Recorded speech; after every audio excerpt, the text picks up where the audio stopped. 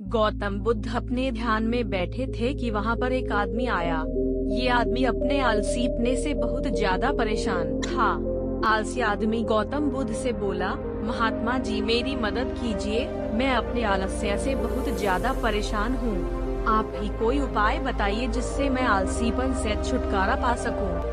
गौतम बुद्ध ने उस व्यक्ति से कहा, पहले मुझे यह बताओ कि तुम्हें क्यों लगता है कि तुम आलसी हो। आलसी आदमी बोला, सिर्फ मुझे नहीं, मेरे परिवार वालों को और मेरे आसपास के सभी लोगों को ऐसा लगता है कि मैं आलसी हूँ। गौतम बुद्ध ने फिर उससे पूछा, क्या तुम जानते हो आलस्य होता क्या है? आलसी व्यक्ति बोला, नहीं मैं नहीं जानता, किंतु मैं इतना जरूर जानता हूँ कि आलस्य बहुत बुरी चीज है। इसकी वजह से मुझे बहुत नुकसान हुआ है जीवन में। गौतम बुद्ध बोले, जिस परेशानी से तुम छुटकारा पाना चाहते हो पहले उसके बारे में पूरी जानकारी ले लोगे तो उससे छुटकारा पाना आसान हो जाएगा। आलसी व्यक्ति बोला, भगवान इतनी बुद्धि तो मुझ में नहीं है, आप ही मुझे इस समस्या के बारे में जानकारी दीजिए। गौतम बुद्ध बोले, आलस्य एक मानसिक अवस्था है, एक विचार है जिसे जाने अनजाने में हम खुद ही जन्म देते हैं। आलस्य दो मूलभूत कारणों की वजह से ही जन्म लेता है, एक है शारीरिक और दूसरा मानसिक। शारीरिक कारणों में पहला कारण है गलत तरह का भोजन। हम सभी जानते हैं कि हमारे शरीर को भोजन से ऊर्जा मिलती है और यह ऊर्जा सजीव चीजों से मिले तो अच्छी, यानी कि प्राकृतिक रूप से जो हमें भोजन की वस्तुएं प्राप्त होती हैं उनसे अगर यह ऊर्जा मिले तो हमारा शरीर इससे अच्छी ऊर्जा प्राप्त करता है।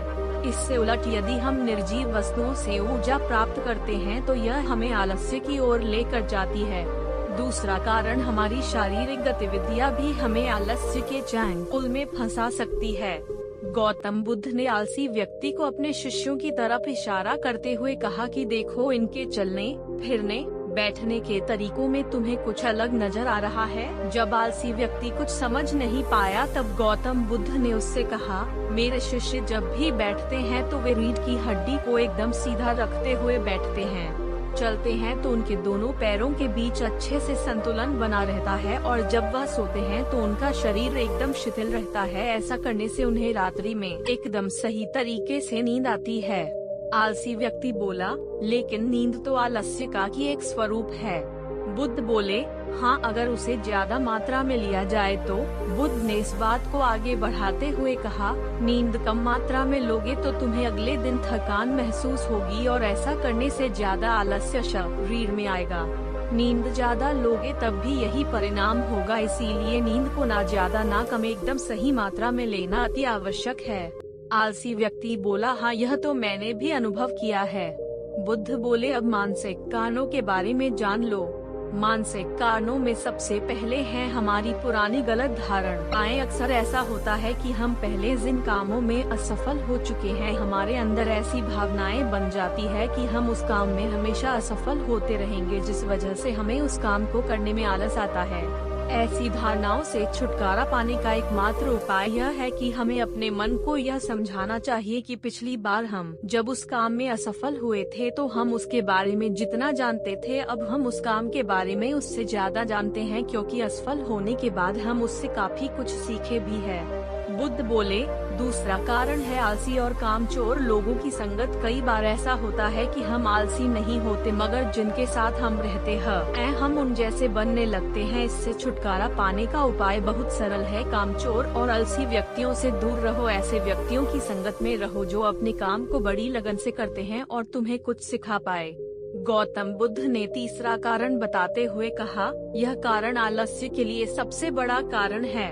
काम को कल पर टालते रहना यह कारण इतना शक्तिशाली है कि किसी भी व्यक्ति को बर्बाद कर सकता है। इससे बचने का सबसे आसान उपाय यह है कि जो काम जितनी जल्दी संभव हो उतनी जल्दी कर दिया जाए। गौतम बुद्ध ने आलसी व्यक्ति से एक सवाल पूछा, मान लो तुम किसी रेगिस्तान में फंस गए हो और तुम्हें प्यास लग आई है तो तुम क्या करोगे?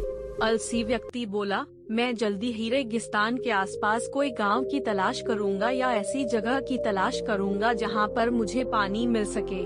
गौतम बुद्ध बोले, अगर तुम्हें काफी देर ढूंढने पर भी पानी ना मिले तब तुम क्या करोगे? आलसी व्यक्ति बोला, मैं तब भी अपनी तलाश जारी रखूंगा, क्योंकि ऐसी परिस्थिति में मेरे पास कोई और दूसरा विकल्प तो होगा ही नहीं।